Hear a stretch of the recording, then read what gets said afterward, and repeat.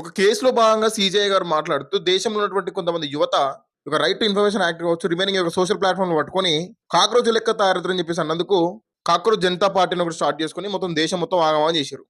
Right, okay, విద్యార్థుల గురించి చేసిరు, అది ఓకే. మమ్మల్ని అంటారా, మా స్టూడెంట్స్ని అంటారా, యూతే దేశానికి వెన్నుముక అని చెప్పి అంటా ఉంటారు. అటువంటి యూత్ని మీరు ఏ విధంగా మీరు కాక్రోచ్ అని చెప్పేసి అంటా ఉంటారు అని చెప్పేసి పెద్ద ధర్నా చేసారు, రచరచ చేసారు 1 మంత్ అంతా కూడా. ఓకే, అయితే ఒకసారి ఈ వీడియో చూడండి ఒకసారి.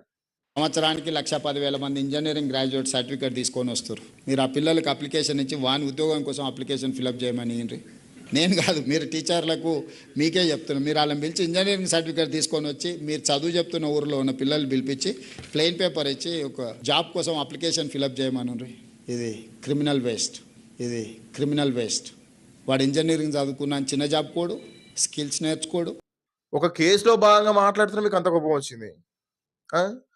ఒక సంవత్సరానికి 1,10,000 మంది ఇంజనీర్లు బయటకు వస్తూ ఉన్నారంట. వాళ్ళందరూ కూడా క్రిమినల్ వేస్ట్ అంట. వానికి ఒక్కరికి కనీసం వాళ్ళ జాబ్ ఫిల్ చేయడానికి కూడా వానికి ఆ నాలెడ్జ్ ఉండదంట. హైదరాబాద్లో కాక్రోచ్ జనతా పార్టీ ప్రొటెస్ట్లు చేసింది కదా, ఇప్పుడు చెవులలో దూదులు పెట్టుకున్నారా, ఏమన్నా చేతులకు ఏమన్నా గాజులు వేసుకున్నారా, లేకుంటే చీర కట్టుకున్నారా? నేను బరాబర్ ఇట్లే మాట్లాడతా. ఎందుకంటే నేను మళ్ళీ చెప్తున్నా, ఈ పాయింట్లోకి వెళ్ళే ముందు మళ్ళీ చెప్తున్నా, నేను బీజేపీకి సపోర్టర్ని కాదు ఇక్కడ. ఓకే, ఒక దేశ ప్రధానమంత్రిని ఏ విధంగా అగౌరవపరిచిరో చూస్తే నిజంగా కోపం వస్తుంది ప్రతి ఒక్కరికి కూడా. నేను చూపిస్తా చూడండి ఒకసారి, ఈ క్లిప్ చూపిస్తా చూడండి ఒకసారి.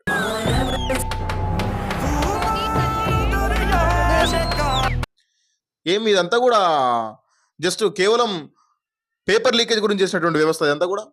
దేశ ప్రధాని గురించి మీరు చేసినటువంటి పోస్టులు ఏంటి, మీరు చేసినటువంటి ఒక మీమ్ పేస్ ఏంటి, మీరు చేసిన ప్రొటెస్ట్లో ఈ భాగంగా ప్రభుత్వ ఆస్తులు ధ్వంసం చేసేది, ఇవన్నీ కరెక్టు.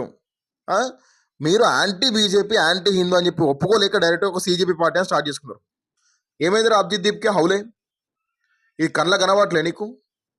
అయిపోయిందా?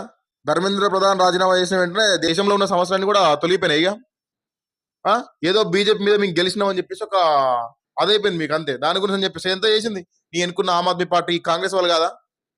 ఇదే కేరళలో పేపర్ లీకే గురించి ప్రొటెస్ట్ చేస్తూ ఉంటే ఫైర్ ఇంజన్లు తీసుకొచ్చి నీళ్ళతో కొట్టారు కదా మీ విద్యార్థుల్ని. ఏం మాట్లాడలే వాటి గురించి? आगे की रणनीति हम बताएंगे, जल्दी बताएंगे. कल ही तो खत्म हुआ है, थोड़ा तो हमें टाइम दे दीजिए. बिल्कुल सर. यस. और पंजाब पेपर लीक को लेकर कुछ कहेंगे सर? उस पर भी करेंगे, हम बोलेंगे, हम उसी के पर प्लानिंग कर रहे हैं अभी. चलिए. आगे అడుగుతా ఉంటే గ్లాసులు ఎక్కించుకొని కార్లో వెళ్ళిపోయాను. నీకు టైఫాయిడ్ జ్వరం వస్తే గ్లూకోజ్ పెట్టుకొని వచ్చి మరీ ప్రొటెస్ట్ చేసినావు కదా. అదే ఇంజనీర్లు ప్రజెంట్, అదే నిరుద్యోగులు, అదే ఇంజనీర్లు కనీసం వాళ్ళకి వాళ్ళ జాబ్ గురించి వాళ్ళ ఫామ్లు ఫిల్ చేసుకొని కూడా వాళ్ళకి అంత తెలియలేదంట. మీ చెవులో ఇది మీకు వినోడట్లే? ఇది మీకు సంబంధించింది కాదా? సంవత్సరానికి 1,10,000 మంది క్రిమినల్ వేస్ట్ బయటకు వస్తుందంట ఇంజనీర్ల నుంచి. ఇంజనీర్లకు సిగ్గు లేదు మరి? ఎవడెవడైతే ఈ యొక్క జంతర్ మంతర్ దాంట్లో కావచ్చు, హైదరాబాద్ జరిగిన ప్రొటెస్ట్లో ఎవడైతే ఇన్వాల్వ్ అయిపోయిండో, ఒకవేళ ఈ మ్యాటర్ విన్నాక కూడా నువ్వు సైలెంట్గా ఉంటున్నావు అని చెప్పేసి అంటే గాజులు వేసుకొని ఒక చీర కట్టుకొని ఇంట్లో కూర్చో. కేసులో భాగంగా మాట్లాడితే సీజే గారు మాట్లాడితే అంత రియాక్ట్ అయ్యారు. క్రిమినల్ వేస్ట్ అని మాట్లాడుతున్నారు మరి ముఖ్యమంత్రి రేవంత్ రెడ్డి గారు. ఏం చేస్తున్నారు మీరు అంతా కూడా?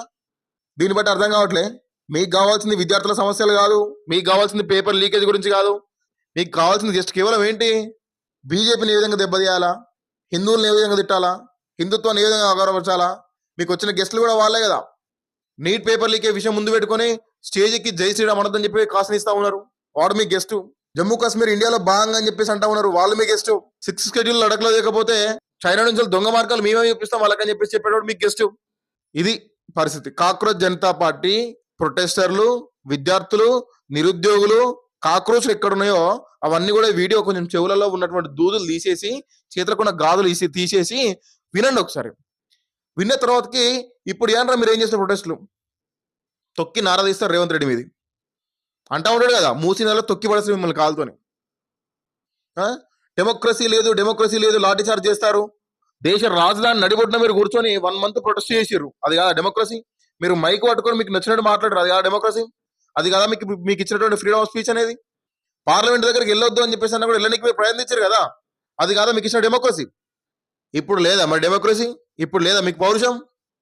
ఎవడు మాట్లాడలే కాక్రోచ్ జనతా పార్టీ నుంచి. ఎంతైతే ఎగిరారో ఈ యొక్క సీజేపీ పార్టీ ముందు పెట్టుకొని దేశంలో జరుగుతున్న ప్రతి ఒక్క చర్య మీద, ప్రతి ఒక్క ఇన్సిడెంట్ మీద ఇటువంటి క్రిమినల్ వేస్ట్ అని చెప్పి అన్న వాళ్ళ మీద కావచ్చు, ప్రొటెస్ట్లు చేస్తే లాఠీ చార్జ్ చేసి నీళ్ళతో కొట్టినటువంటి అనేక రాష్ట్రాలని, కాంగ్రెస్ పరిపాలించినటువంటి అనేక రాష్ట్రాలనే కదా, ఆ రాష్ట్రాల్లో జరుగుతున్న ఇన్సిడెంట్లు కావచ్చు, మీరు చేసిన ప్రొటెస్ట్ అంతా కూడా బూడిదలో వస్తున్న పన్నెల లెక్క అయిపోతుంది. దానివల్ల ఇంకా బీజేపీకి క్రేజ్ వస్తుంది, బీజేపీకి సపోర్టర్స్ పెరుగుతారు, మద్దతుదారులు పెరుగుతారు తప్ప వాళ్ళకు వచ్చే నష్టం ఏం లేదు. దీన్ని బట్టి క్లియర్గా తెలుస్తా ఉంది కదా, మీరు ఓన్లీ అగెనెస్ట్ బీజేపీ, మీరు ఓన్లీ అగెనెస్ట్ హిందూస్ అని చెప్పేసి.